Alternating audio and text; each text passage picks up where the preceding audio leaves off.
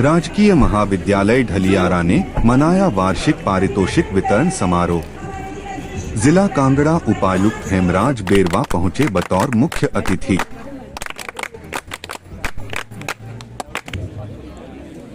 NCC के जो हमारे कैडेट्स हैं उनकी अगुवाई चौधरी केशवदास ने आके जमीन खरीदी थी। करते हैं, वंदनवार करते हैं। आज के कार्यक्रम महोदय परम सम्मानीय हार्दिक अभिनंदन, स्वागत। टोपी शॉल पहनाकर सम्मानित किया जी को प्राचार्य महोदय जी के माध्यम से। सभी सामने देखो। हमारी उपमंडल अधिकारी देहरा श्रीमती शिल्पी लेखा जी। हमारे बीच में जितने भी यहाँ पर समस्त अतिथिगण हैं, आप सभी का हार्दिक अभिनंदन है, स्वागत है। महाविद्यालय परिवार के तमाम कनिष्ठ और वरिष्ठ प्राध्यापक वर्ग, आप सभी का हार्दिक अभिनंदन है, स्वागत है। बैच पहनाकर दीपो ज्योति परम ब्रह्म दीपापम दीप ज्योतिर्नमस्तुते। ओम याकुन्देन्दु तुषारहारसेना बृहस्पतिर्दधातु। ओम शांति शांति शांति। Currently serving as Deputy Commissioner of Kangra District in Himachal Pradesh. It's an honor. Shri Hemraj Berwa ji has had a remarkable career in public administration, dedicating himself totally to the service and development of the state.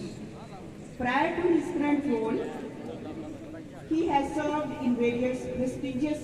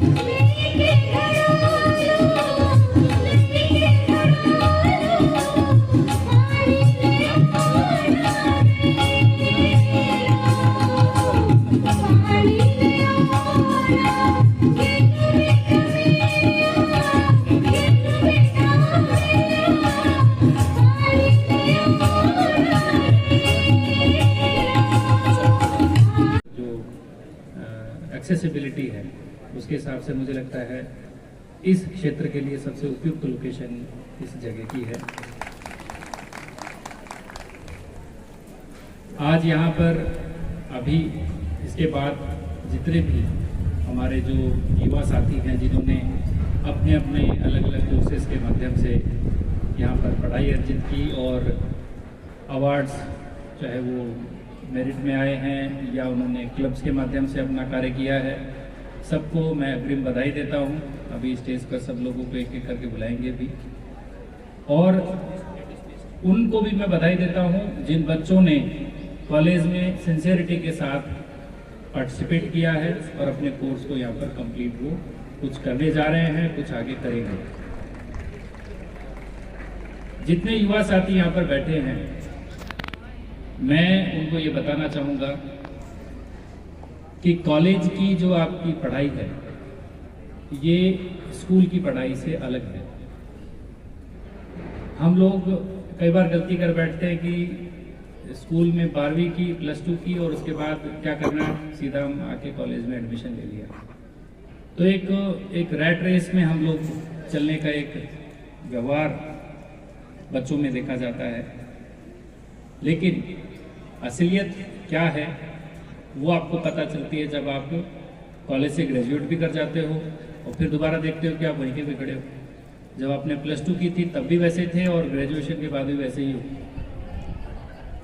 तो अगर आपने उस वक्त, अब यहाँ पर जितने बैठे वो तो डिसीजन ले चुके हैं, लेकिन आगे भी जब भी अपनी जिंदगी में कोई निर्णय लेना हो तो इस सोच के साथ आपने निर्णय लेना कि जहाँ पर आप जा रहे हैं उससे आपकी जिंदगी में, आपके करियर में क्या वैल्यू एडिशन होने वाला है।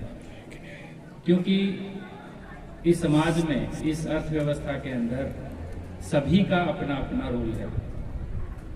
एक किसान जो खेती करता है उसका भी उतना अहम रोल है जितना एक साइंटिस्ट रिसर्च करता है और जितना एक अध्यापक बच्चों को पढ़ाता है। सबका अपना अपना रोल है, सब अपने अपने रोल में फिट होते हैं।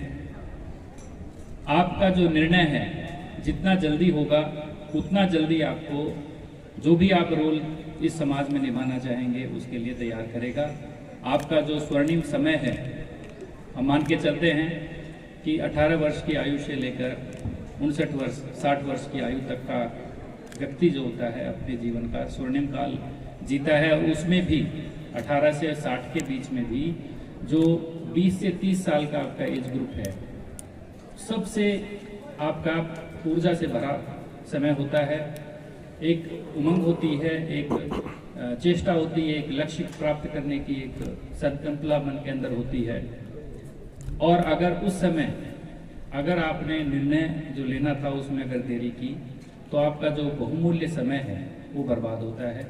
और वो रियलाइज जब आप करते हो तब तक वो वाली बात हो जाती है कि अब पछता है क्या हो जब चिड़िया चुग गई। तो उस तरीके की स्थिति आपकी ना बने। अभी ग्रेजुएशन कर रहे हैं, ग्रेजुएशन के बाद अपना ऐसा नहीं कि पोस्ट ग्रेजुएशन कर लेते हैं या कुछ और कोर्स कर लेते हैं। आपका इस कॉलेज में आने से कुछ ना कुछ वैल्यू एडिशन होना चाहिए, चाहे वो क्लब के माध्यम से आप अपनी प्रतिभा को निखारें, चाहे एकेडमी के माध्यम से अपनी प्रतिभा को निखारें। मेरा कॉलेज प्रशासन से ये अनुरोध रहेगा कि ढलियारा कॉलेज हमारा जिला कांगड़ा का इधर अंदर का इलाका है, तो बच्चों को जो एक्सपोजर है वो ज़्यादा से ज़्यादा मिले, इस तरीके का प्रयास आपको करना चाहिए।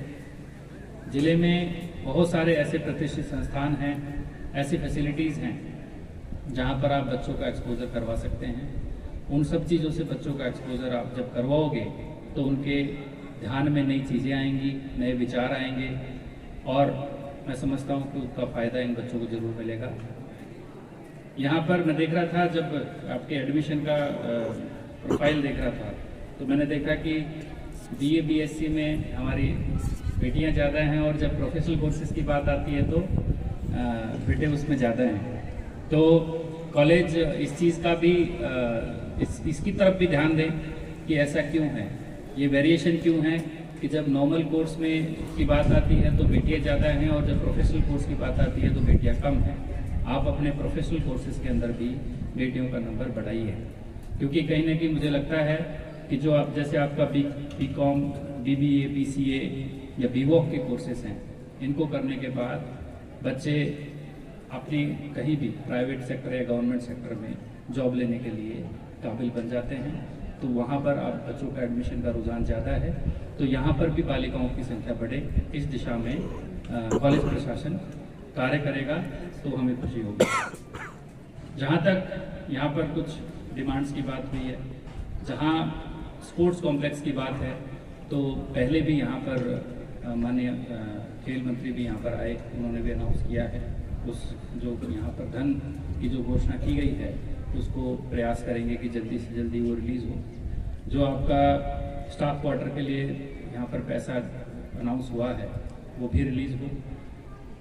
जो आपकी छोटी चीज़ें हैं एडिशनल टॉयलेट्स वाली और कॉलेज एक्सेस वाली, तो अभी जब देख रहे थे तो अभी हमने PWD और PDO को कहा है कि इसका एस्टिमेट वो बनाए और हमारे पास लेकर आए और हम उसमें भरपूर सहयोग करने की कोशिश करेंगे ताकि आपकी ये फैसिलिटी आप लोगों को मिले। कॉलेज में 2000 से अधिक विद्यार्थी यहाँ पर विद्या का ग्रहण कर रहे हैं और सिर्फ जो नंबर है उस नंबर से हमें संतुष्ट नहीं होना चाहिए। वो BC कॉलेज से पढ़े हुए हैं, तो इस तरीके के जो लोग हैं जो अप्रोचेबल हैं, जो आ सकते हैं, उनको आप इकट्ठा करें। एक संस्थान की एक बहुत बड़ी हेल्प करने में वो भूमिका निभा सकते हैं कि बहुत छोटी छोटी जो आवश्यकताएं होती हैं उनको भी वो पूरी कर सकते हैं, एक पॉजिटिव माहौल वो प्रदान कर सकते हैं। तो मेरा अनुरोध है कि कॉलेज प्रशासन, जो स्टूडेंट एसोसिएशंस हैं और जो यहाँ से पास आउट हुए हैं, जिन्होंने कॉलेज से निकलकर अपने जीवन में कुछ मुकाम हासिल किया है, चाहे किसी ने बिजनेस खोला हो, किसी ने गवर्नमेंट जॉब में कोई गया हो, किसी भी सेक्टर में उन्होंने कोई मुकाम हासिल किया है, उनको यहाँ पर आप बुलाइए, उनके लेक्चर्स करवाइए, ताकि हमारा जो युवा है वो उसको पहचान सके और एक आत्मविश्वास अपने अंदर भर सके कि हम लोग भी कुछ कर सकते हैं। ऐसा नहीं कि यहाँ पर आप सिर्फ पढ़ने आए हो, यहाँ पर आप अपना भविष्य निखारने आए हो। तो उस शक्ति को, उस बात को आप लोग रियलाइज़ करो। और मैं समझता हूँ कि एक बार अगर आप लोग इस चीज़ को रियलाइज़ कर लेते हो कि आप में वो शक्ति है, आप में वो आत्मविश्वास आ जाता है, तो फिर दुनिया की कोई भी ऐसी चीज़ है नहीं है जो आपको रोक सकती है। तो आपके उज्जवल भविष्य की कामना करता हुए मैं एक बार फिर से कॉलेज प्रशासन का धन्यवाद करता हूं कि मुझे उन्होंने। और अंकिता कुमारी, अंकिता ने प्रथम स्थान हासिल, उसके बाद उनके पास प्रथम स्थान हासिल किया हीना ठाकुर ने और द्वितीय स्थान ग्रहण किया तमन्ना ने। द्वितीय स्थान तमन्ना, प्रथम स्थान हीना ठाकुर। अगर है तो